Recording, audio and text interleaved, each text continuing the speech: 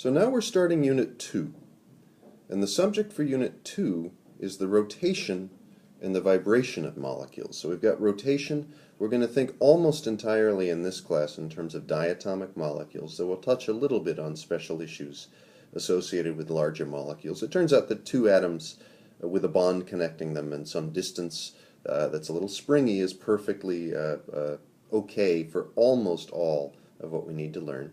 So we've got some diatomic molecule that's rotating around in space, and then we'll also consider where this diatomic molecule can vibrate, and that makes the total set of problems that we have to consider in the unit. So right now we're going to start with rotation, and we're going to start by a slightly simplified problem where we have rotation in one dimension. Molecules free in space can of course spin around in space. In three-dimensional space, it turns out there's two dimensions of rotation there because they're tied together. But we're going to start out with a molecule that's basically forced to be in a plane, and we're going to use polar coordinates where we have distance, the radius r, and then an angle phi away from some reference point there. But for this problem, and we're going to have a mass m, and for starters, that mass m is going to be stuck out there at distance r, sort of on a fixed rod, or in fact on a what we call a ring here. So in polar coordinates, which is what's useful here in this problem, because the angle is the only thing that's going to change. In general, we can have a radius that goes from 0 all the way out to infinity, and then we can have this angle phi, which can be anything between 0 and 2 pi. So those are the constraints of the problem. But in this case, we're going to have the radius be some fixed value. So we have a bond of length r. We're fixing the particle of mass m out on the end of this pole here. And we call this a particle on a ring because you can imagine a hula hoop, and the particle's allowed to go around in circles on that hula hoop, but that's its world. It can't go any farther out than that. So in order to address the problem, we need to understand this thing we call angular momentum. And now angular momentum is the almost most famous as the figure skater problem. The farther out something is along this fixed axis r, the more oomph it's going to have in spinning. So the angular momentum is the quantity that is conserved and of use in rotational problems. It's what makes gyroscopes go. It's what keeps you up on your bicycle, all those good things. And so what that is in mathematical terms, the angular momentum is a vector, and it's equal to the radius vector crossed with the momentum vector p. And you got to remember your right-hand rule here. So let's consider this plane, the xy plane that our ring is in, that our hula hoop is sitting in on the table here.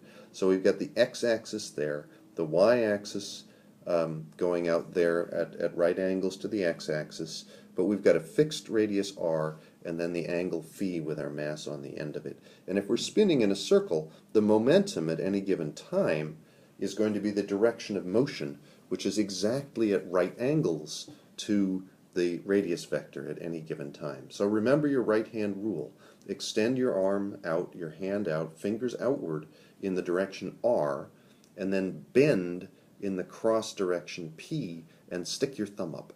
And that says that up is the direction r cross p. It's in the z-axis, straight out of the plane. And so that the way we define the plane, the orientation of a plane, is by sticking a post into the plane, sticking a pole in and sticking it outward. And we use the convention of the right-hand rule to figure out where x, y, and z should go. And so if you have x that way, y that way, z winds up going up in our standard convention. So the angular momentum for a particle that's confined in the xy plane is in the positive z direction if it's going from x to y, like it's shown here. So j, the vector, is equal to the amount jz, the magnitude jz, not a wrapper, and the unit vector z in the z direction out of the plane. We can also say that the momentum, the amplitude of the actual physical momentum, is equal to the angular momentum, Jz, the amplitude of the angular momentum, divided by the length of that radius vector, r. So for a given angular momentum, the longer the radius vector, the lower the actual linear momentum is. It's not going, if something's way out on the end of a circle, of a big circle, it doesn't have to be going very fast to have the same amount of angular momentum. So the linear momentum amplitude is given by the angular momentum amplitude divided by the length of the radius vector r. That being done, it's really pretty easy to set up the Schrodinger equation for this problem. So we're going to start by defining the energy. In rotational systems, the energy is always given by momentum squared, amplitude of momentum squared divided by twice the mass. But now what we're saying is angular momentum is what we care about.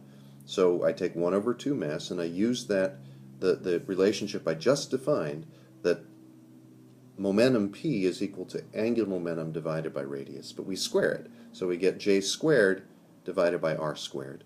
And so that's equal to jz, the amplitude of the momentum squared divided by 2mr squared.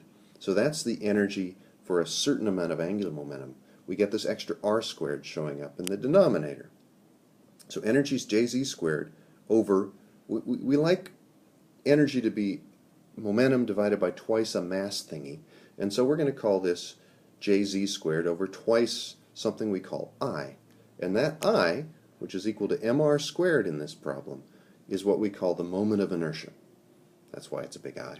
So the moment of inertia is the analog to mass in a rotational problem.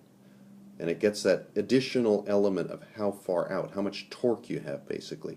So the moment of inertia scales with the mass and the length scale of the problem squared. You get a lot of oomph for going out on the end of a long moment arm there. So the moment of inertia, I equals mr squared. We substitute that in, and then I get an expression for the energy that looks like an expression for an energy. I like momentum squared divided by twice a mass-like thingy. That's a constant because remember our radius here is a constant. So now we can use that to develop the Hamiltonian for the rotational problem. It's quite straightforward. The Hamiltonian is just minus h bar squared over twice our mass thingy, which is I, and then a second derivative, which is now the second derivative with respect to the angular variable phi. So the Schrodinger equation is h times the wave function, and we're going to call that capital phi here. We're going to have lots of functions floating around. So the wave function as a function of the little variable phi, we're going to call capital phi.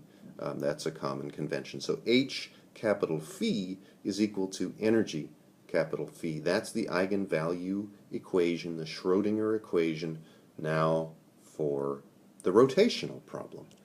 Well, I mean, we basically already solved that, and I submit that it's obvious that phi is proportional to Slinky, to e to the I quantum number that I'm going to call ml, and then phi, little phi, our variable angle there that goes from 0 to 2 pi.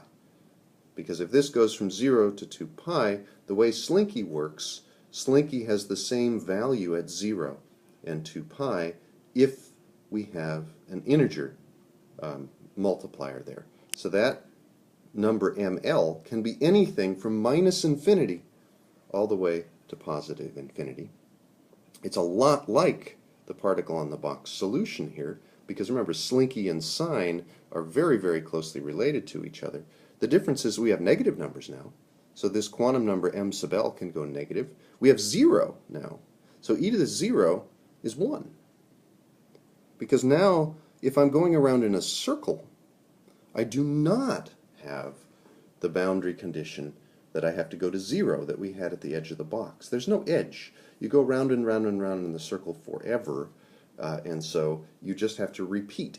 The requirement here on the wave function is that the wave function has to be the same when it is at 2 pi as it was at 0. It has to be periodic, and that's why we only allow these integer values of our quantum number m sub l, and of course all of the positive integers are allowed too.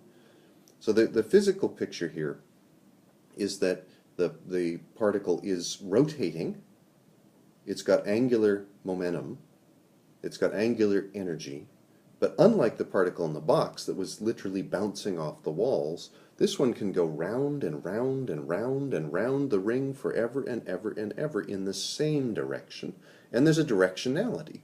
So if it's going from x to y, by our right-hand rule, the angular momentum is in the plus z direction, and that's going to be associated with a plus positive value of m sub l. If it's going round and round in the other direction, then we're going to have a negative value of m sub l, and the angular momentum is going to be oriented in the negative z direction. So we get all of the negative m sub l values as legitimate quantum numbers now as well. And then there's a case where it's doing nothing at all. There's no energy. The quantum number is 0, and that one is a flat line. But a flat line is an okay solution here because it will have the same value at 0 and 2 pi. It's nice and continuous. It happens to be dead flat.